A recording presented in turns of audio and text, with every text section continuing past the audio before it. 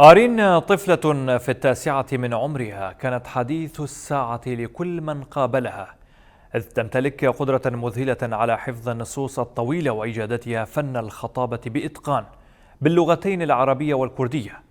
موهبتها التي أرادت النبوغ فيها لم تكن معبدة بالورود تماما، فقد واجهت الكثير من العقبات، لكن شغفها لم يخب أبدا، وكان لها في مدرسيها سندا وإشادة وأياد تحملها نحو أعتاب الإبداع. لنرافق بهذا التقرير مشاهدنا آرين في مسيرتها التعليمية، ونسلط الضوء على تجربتها الملهمة من مصافحة الحروف وقدرتها الكبيرة على الحفظ إلى تقديم المساعدة لأقرانها. تسعى هذه الطفلة لمد جسور التواصل بين الثقافتين واللغتين الموجودتين في منطقتها، متجذرة في العربية ومحلقة في الكردية، حاملة لواء التميز. مع مشيئة الحرف ونبض الكلمة تتقدم طفلة آرين في ريعان الصبا، تتباهى بموهبة نادرة تتمثل بإلقاء الخطب وحفظ القصائد والنصوص البلاغية النثرية بقدرة فائقة، متنقلة بتحكم عذب بين التنويعات العربية وألحان الكردية. نبوغ ذكائها وتفوقها لم يخفى على أصدقائها وأساتذتها في أروقة المدرسة.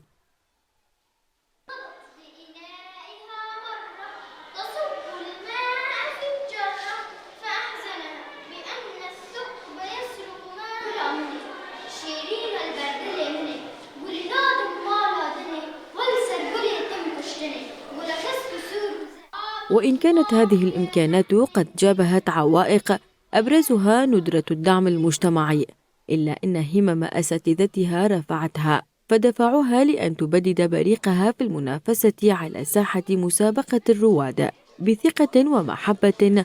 تعرب آرين عن امتنانها لمعلميها وكل من ساندها على قراءة النصوص العلمية والطويلة. كنت متفوقة في المادة اللغة الكردية والعربية، وقالت لي المعلمة رقية اذهبي وشاركي بمسابقة الرواد، وأنا ذهبت وشاركت في مسابقة الرواد ونجحت في المركز الأول، وسعدت كثيرا وكنا سعيدين كثيرا، وإن شاء الله الكل يتفوق مثلي ويأخذ المركز الأول. ماهر إمام أستاذ آرين في اللغة العربية يصور حماسها لغرس حب التعلم والتبصر بين نظرائها دون استثناء.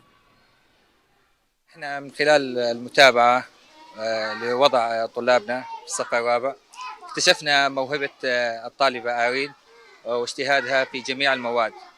هالشيء هذا خلانا نرشحها إلى مسابقة الرواد على مستوى مكتب المدينة أولا، وثم بعدها على مستوى لجنة التربية والتعليم.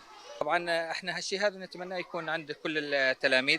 هي عندها قدوة ما شاء الله عليها، عندها قدوة واجتهاد، طبعا هذا دليل على متابعة الأهل الله يعطيهم العافية، والطالبة نفسها عندها ثقة بنفسها، وهالشيء هذا نتمنى أنه يكون عند كل تلاميذنا.